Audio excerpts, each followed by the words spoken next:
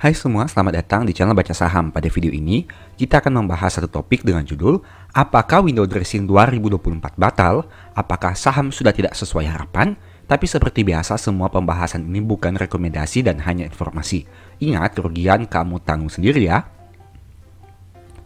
Window dressing biasanya merupakan satu momen yang diharapkan di bulan Desember. Tapi apakah hal itu akan terjadi juga di tahun 2024? Mengingat banyak sentimen yang ada di tahun ini, sehingga membuat banyak saham yang harganya bukan naik tapi malah terjun bebas.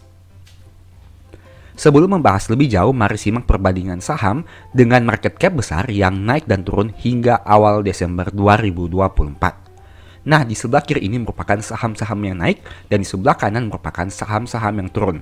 Kita lihat dulu untuk saham-saham yang naik. Ada dua saham yang memiliki kenaikan di atas 100%, yaitu DSSA dan PANI. Selain itu, ada beberapa saham yang kenaikannya di atas 50%, seperti Dinet dan BRIS. Ada juga saham yang naiknya puluhan persen seperti AMMN, TPIA, dan UNTR. Ada juga saham yang naik belasan persen yaitu ICBP, dan saham yang naik satu digit, BCA, ISAT, DCI, BMRG, dan SMMA.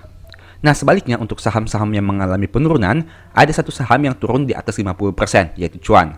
Ada juga saham yang turun 40-an%, yaitu UNVR. Ada saham yang turun puluhan persen seperti BRPT, Telkom, HMSP, BBRI. Ada juga saham yang turun belasan persen seperti Goto dan BNI. Dan ada juga saham yang turun satu digit yaitu ASII, Brand, CPIN, AMRT, BYAN, dan ADRO.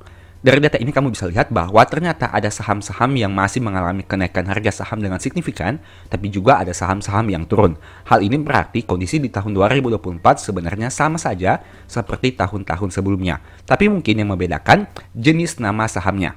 Kalau biasanya saham-saham yang naik itu adalah saham-saham dengan market cap yang sangat besar dan punya fundamental serta mencetak laba yang sangat besar, tapi pada tahun 2024 ini kamu bisa lihat sendiri untuk nama-nama saham yang mengalami kenaikan harga. Begitu juga sebaliknya. Sekilas kita lihat selama tahun 2024 hingga video ini dibuat, IHSG ada di angka 7.196 atau turun sekitar 1,74%. Jika dilihat data selama 10 tahun terakhir, untuk probabilitas kenaikan di bulan Desember bisa dikatakan tinggi dengan angka 90%. Probabilitas ini mirip seperti di bulan Juli dengan kenaikan yang sama yaitu 90% juga. Artinya, dalam 10 tahun terakhir, hanya satu kali mengalami penurunan dan 9 kali mengalami peningkatan. Secara sekilas kita bisa lihat bahwa kinerja di Desember 2024 sebenarnya masih bisa dikatakan cukup baik dengan kinerja setahun sekitaran minus 1,06%. Angka ini lebih rendah dibandingkan tahun 2020 yang turun 5,2, 2018 yang turun 2,7, dan 2015 yang turun 11,3%. Nah, sekilas kita lihat tentang informasi mengenai window dressing. Sebagai informasi, artikel ini dikutip dari informasi yang ada di website yang bisa kamu baca ini. Window dressing adalah strategi yang digunakan oleh manajer investasi untuk mempercantik portofolionya sebelum dipresentasikan kepada klien atau pemegang saham. Untuk melakukan window dressing, maka manajer investasi akan menjual saham dengan kerugian besar dan membeli saham dengan harga tinggi pada akhir tahun. Tapi ingat, ini belum tentu seperti ini juga.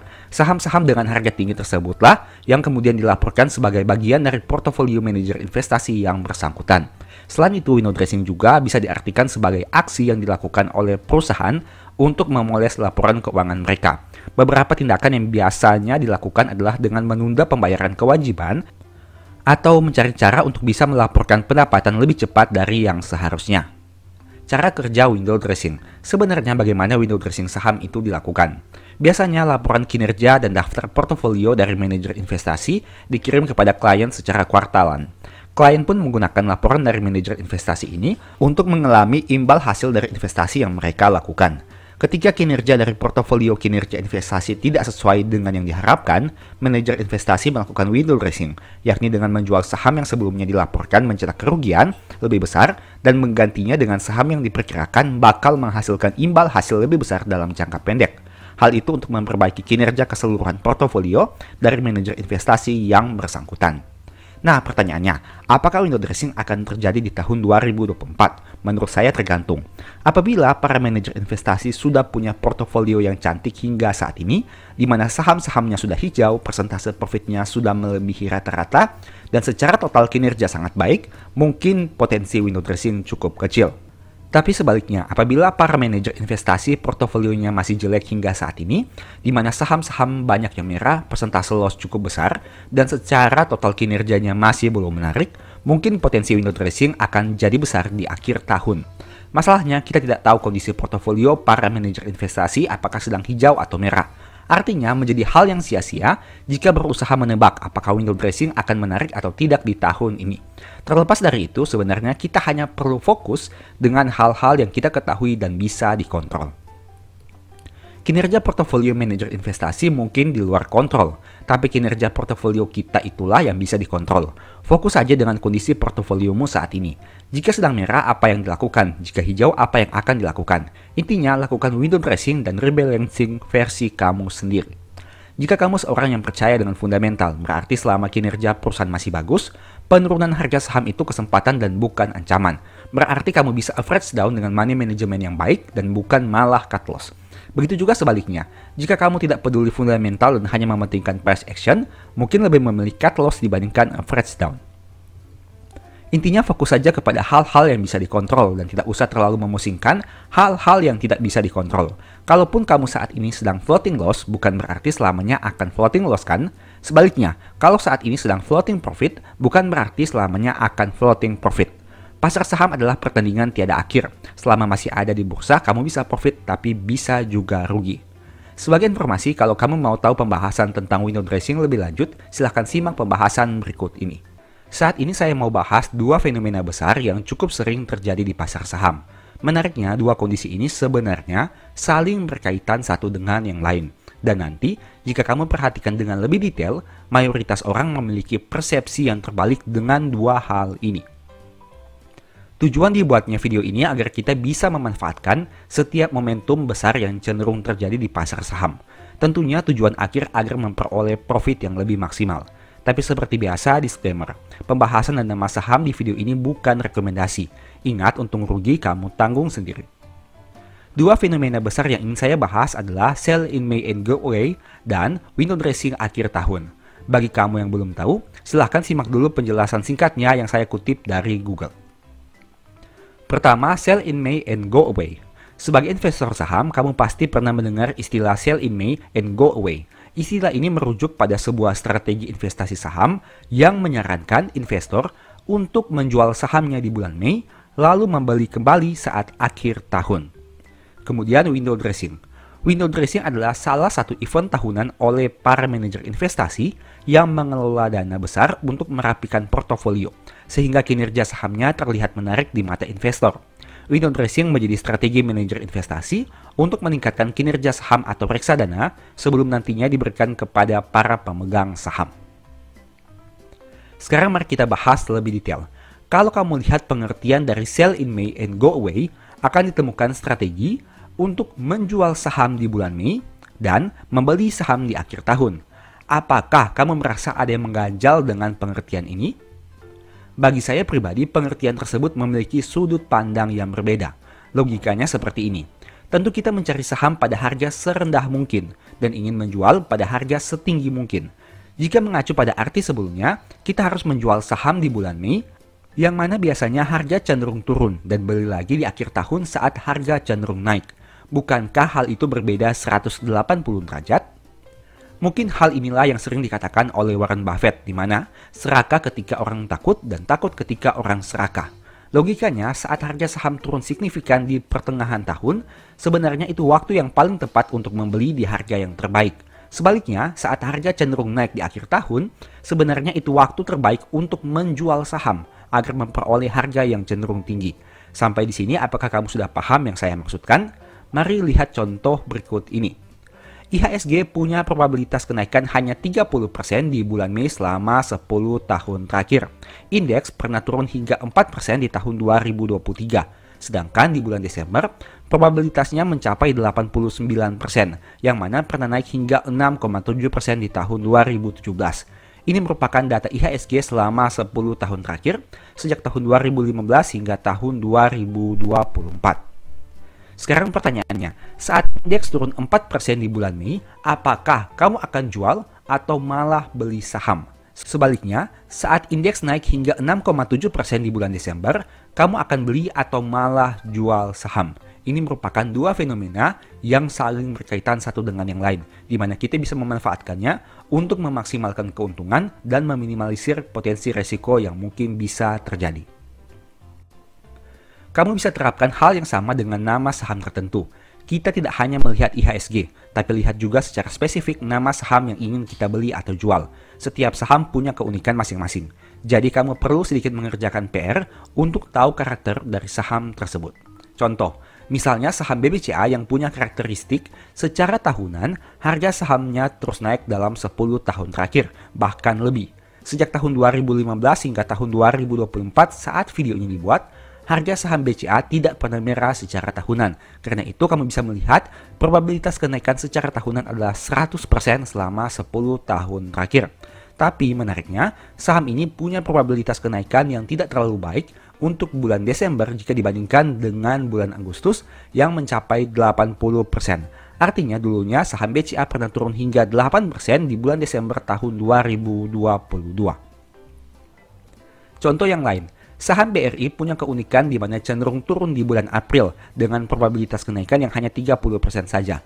Bahkan saham ini sempat turun 18% di tahun 2024 ini pada bulan April secara bulanan. Nah, tapi sejak tahun 2015 hingga tahun 2024, untuk bulan Desember, probabilitas kenaikannya sangat baik, yakni mencapai 89%. Artinya hanya pernah turun satu kali di bulan Desember, yaitu pada tahun 2022. Itu pun penurunannya hanya 0,80% saja. Jika melihat data di tahun sebelumnya, pada bulan November tahun 2023, saham BRI pernah naik hingga 6,3 dan pada bulan Desember pernah naik hingga 8,5. Itulah beberapa contoh dari mencari karakteristik masing-masing dari suatu saham. Ingat, hal yang kamu temukan pada saham A belum tentu sama dengan saham B, bahkan bisa saja bertolak belakang. Untuk itulah penting mengenal karakter dari saham tersebut dan tentunya harus diyakini saham itu merupakan saham yang punya fundamental bagus dan layak untuk dibeli. Konsep berpikir terbalik inilah yang mungkin harus kita pahami lebih detail. Meski harga saham turun signifikan, tapi jika perusahaannya berkualitas, kita bisa pertimbangkan untuk membeli dengan money management yang baik. Tentu saja tidak disarankan untuk all in pada satu harga saat membeli di bulan Mei, karena kita tidak tahu apakah itu harga terendah atau bukan. Jadi money management sangat berperan penting di sini. Begitu juga kondisi sebaliknya, saat harga saham cenderung naik di bulan Desember. Intinya, pastikan money managementmu tepat untuk memperkecil resiko, tepat untuk memaksimalkan keuntungan. Sebagai informasi, kalau kamu mau belajar lebih detail tentang money management, average down untuk mengurangi harga rata-rata, dan konsep memanfaatkan dividen di masa depan, mungkin ebook strategi nabung saham bisa membantu. Info pembelian silakan chat WA di nomor di akhir video. Jika tadi kita bahas dari sisi sell in May, sekarang mari kita simak pembahasan tentang window dressing. Pada intinya, window dressing merupakan salah satu strategi yang dilakukan untuk membuat portofolio kinerja menjadi lebih keren. Window dressing sering dikaitkan dengan manajer investasi yang punya dana kelolaan besar. Tapi pertanyaannya, apakah investor retail seperti kita bisa memanfaatkan kondisi ini? Saat window dressing belum terjadi, kita sebagai investor receh bisa memanfaatkannya untuk start duluan agar portofolio lebih maksimal. Menurut saya pribadi, window dressing yang paling kelihatan biasanya terjadi di akhir tahun, meski tidak selalu seperti itu. Definisi akhir tahun di sini bukanlah hari terakhir perdagangan di tahun tersebut, tapi mendekati. Contoh, jika misalnya hari perdagangan terakhir di tahun 2024 adalah tanggal 31 Desember yang berada pada hari Selasa, maka window dressing tidak selalu terjadi pada tanggal tersebut, melainkan bisa beberapa waktu sebelumnya. Saya pribadi punya dua pemikiran tentang window dressing, yaitu dengan mengacu pada sudah punya dan belum punya saham. Apabila big money telah punya saham bagus pada harga yang rendah atau menarik, kemungkinan besar window dressing bisa terjadi sebelum tanggal 31 Desember. Alasannya sederhana, karena mereka sudah punya sahamnya dan hanya perlu harga naik agar bisa menghasilkan portofolio yang cemerlang. Pada intinya, sebagai investor retail, kita tidak tahu secara pasti apa yang akan terjadi hingga akhir tahun. Yang bisa kita lakukan hanya fokus pada cara analisa yang selama ini memberikan profit konsisten dengan memanfaatkan kondisi yang mungkin terjadi. Artinya, kita hanya bisa melihat data masa lalu untuk mencari probabilitas terbaik yang mungkin akan berulang di masa depan untuk mencetak keuntungan yang maksimal.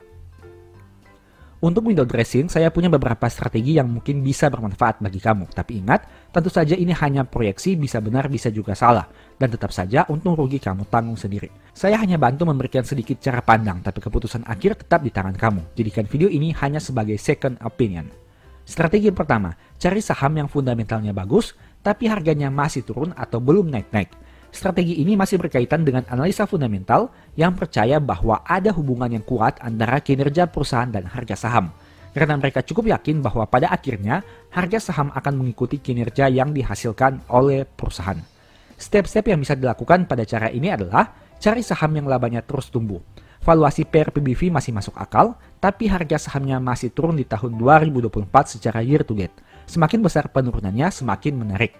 Pada poin ini kita berharap nantinya harga saham bisa kembali mengikuti kinerja perusahaan, khususnya di akhir tahun 2024. Karena pada intinya perusahaan masih tumbuh, labanya terus naik, valuasi masih masuk akal, tapi sayangnya hingga saat ini harga sahamnya masih turun. Logikanya sederhana, misalnya ada perusahaan yang labanya masih tumbuh 5% di tahun 2024 dibandingkan 2023. Valuasi per PBV masih masuk akal, di mana tidak terlalu tinggi secara standar dan dibandingkan kompetitornya. Perusahaan hanya diterpa isu musiman yang nantinya akan hilang juga, tapi harga sahamnya malah turun di tahun ini, bahkan penurunannya sudah tidak masuk akal. Jika kamu temukan saham seperti itu, mungkin saja itu adalah peluang emas. Lakukan analisa lebih detail untuk ambil keputusan. Kondisi ini yang bisa kita manfaatkan untuk start duluan, sebelum banyak orang lain melakukan hal yang sama. Tujuannya untuk berharap agar saat terjadi window dressing yang entah kapan pastinya, kita sudah memiliki saham bagus dengan harga yang sedang koreksi. Tentu saja metode ini punya resiko juga. Jika kamu salah pilih saham, yang ada bukannya harga berbalik naik, tapi malah harga bisa turun lebih dalam lagi. Jadi pertimbangkan juga potensi resikonya, karena ingat, untung rugi kamu tanggung sendiri. Metode kedua, analisa saham-saham yang mungkin bagi dividen interim atau final di akhir tahun. Sudah menjadi rahasia umum jika saham akan bagi dividen, biasanya harga akan naik.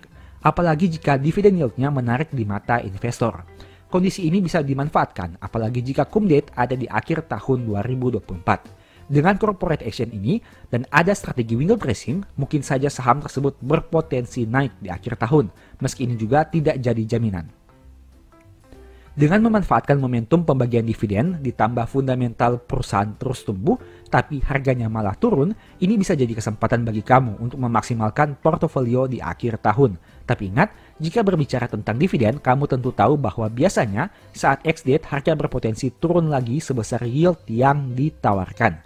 Artinya ada potensi risiko juga yang harus kamu pertimbangkan. Memang peluang kenaikan harga terbuka lebar, tapi ada juga risiko yang berada di belakangnya. Jadi pastikan kamu sudah pertimbangkan risiko sebelum mengejar potensi profit.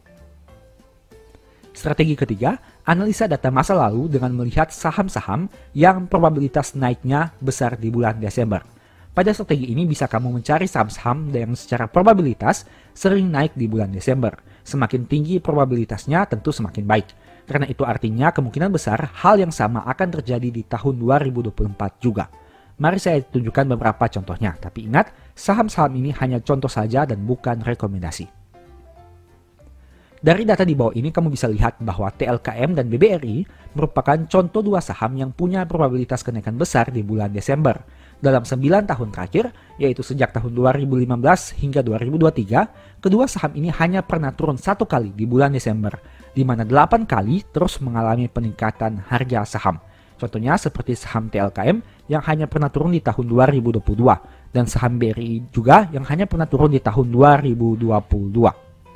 Itu artinya dua saham ini punya kemungkinan besar terjadi peningkatan harga di Desember 2024. Meski tentu saja ini hanya bersifat probabilitas.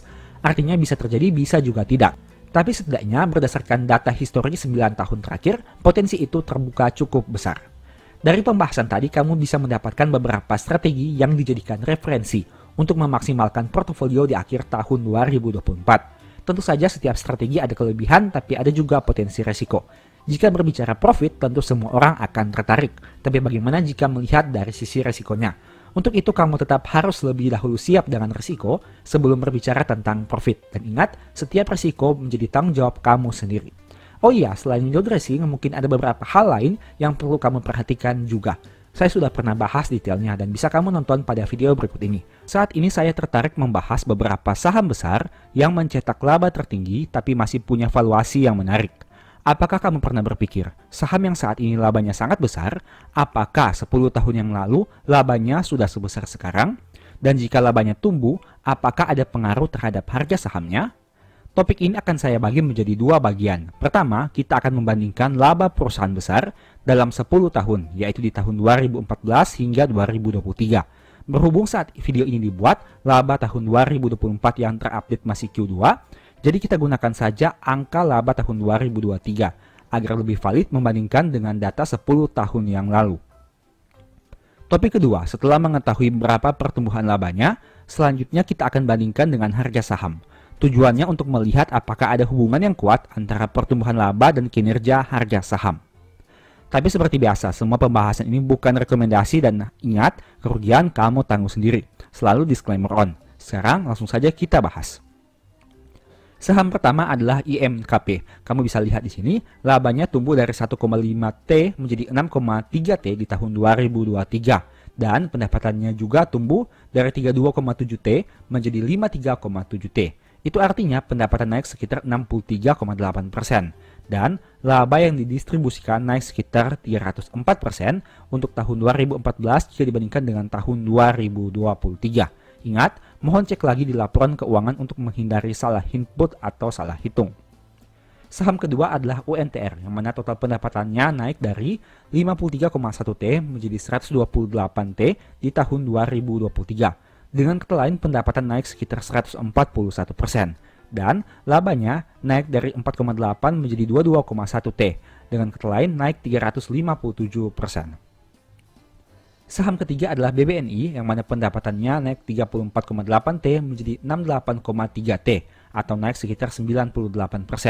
Dan labanya naik dari 10,8T menjadi 21,1T, atau naik sekitar 94%.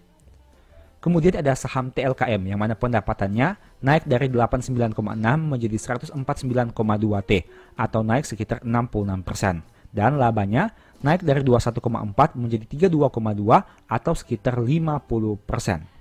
Kemudian ada juga saham ADRO yang mana pendapatan naik dari 41,3 menjadi 100,6T. Dan untuk labanya naik dari 2,2T menjadi 28,6T. Atau dengan kata lain, pendapatan naik 143 dan laba naik 1154%. Kenaikan yang sangat luar biasa. Kemudian saham ASI. Pendapatannya naik dari 201T menjadi 316T atau sekitar 56%. Dan labanya naik dari 22,1 menjadi 44,5T atau sekitar 101%. Kemudian saham BMRI, pendapatannya naik dari 72T menjadi 146T dan labanya naik dari 20,6T menjadi 60T di tahun 2023 atau naik sekitar 190%. Dan terakhir saham BRI, yang mana pendapatan naik dari 75,1 menjadi 188T di tahun 2023 dan labanya naik dari 24,2 menjadi 60,4T di tahun 2023 atau naik sekitar 149%. Setelah melihat bagaimana pertumbuhan pendapatan dan laba dari saham-saham tadi, sekarang mari kita masuk kepada topik yang kedua. Saat ini saya tertarik untuk membahas hubungan antara laba dan harga saham. Kalau kamu sudah nonton channel ini sejak lama, kamu tentu tahu bahwa saya merupakan orang yang cukup yakin bahwa ada hubungan yang erat antara laba dan kinerja harga saham. Yang artinya, mungkin dalam jangka pendek harga saham akan bergerak sesuai hukum permintaan dan penawaran. Tapi dalam jangka panjang, harga akan kembali lagi kepada kinerja perusahaan. Dan salah satu poin dari kinerja adalah laba. Apakah kamu setuju jika saya mengatakan bahwa laba adalah satu komponen paling penting dari aktivitas perusahaan? Alasannya sederhana, karena setiap bisnis yang dijalankan tentu tujuan akhirnya adalah untuk memperoleh laba. Artinya, jika perusahaan yang go public ini merupakan perusahaan yang profit oriented, tentu tujuan akhirnya adalah menghasilkan profit sebanyak mungkin. Terlepas dari bagaimana cara mereka menghasilkan laba, perusahaan-perusahaan ini pada ujungnya akan menilai berhasil tidaknya kinerja mereka dari aspek laba. Semakin banyak laba yang dihasilkan akan berdampak pada pertumbuhan perusahaan yang menjadi lebih besar dari sebelumnya. Mereka akan memiliki modal yang semakin banyak apabila laba itu tidak dibagi dalam bentuk dividen. Kalaupun dibagi dalam dividen, tentu hal itu akan membuat pemegang saham jadi bahagia juga. Artinya, saat perusahaan berhasil mencetak laba sesuai atau melebihi yang diharapkan, hal itu akan memberikan dampak positif bagi perusahaan itu sendiri dan juga pemegang sahamnya. Tapi ingat, laba yang saya bahas di sini adalah laba yang murni berasal dari operasional bisnis dan bukan hanya laba non-operasional. Karena bisa saja perusahaan seakan-akan mencetak laba yang besar, padahal itu hanya di atas kertas saja.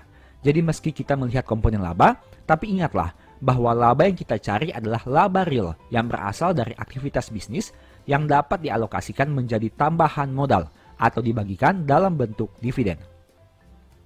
Jadi kalau ada saham besar yang fundamentalnya bagus, konsisten cetak laba yang besar dan tumbuh setiap tahun, valuasinya masih masuk akal tapi harga sahamnya hancur, itu bisa jadi peluang. Silahkan kamu analisa lebih dalam lagi untuk memanfaatkan peluang itu.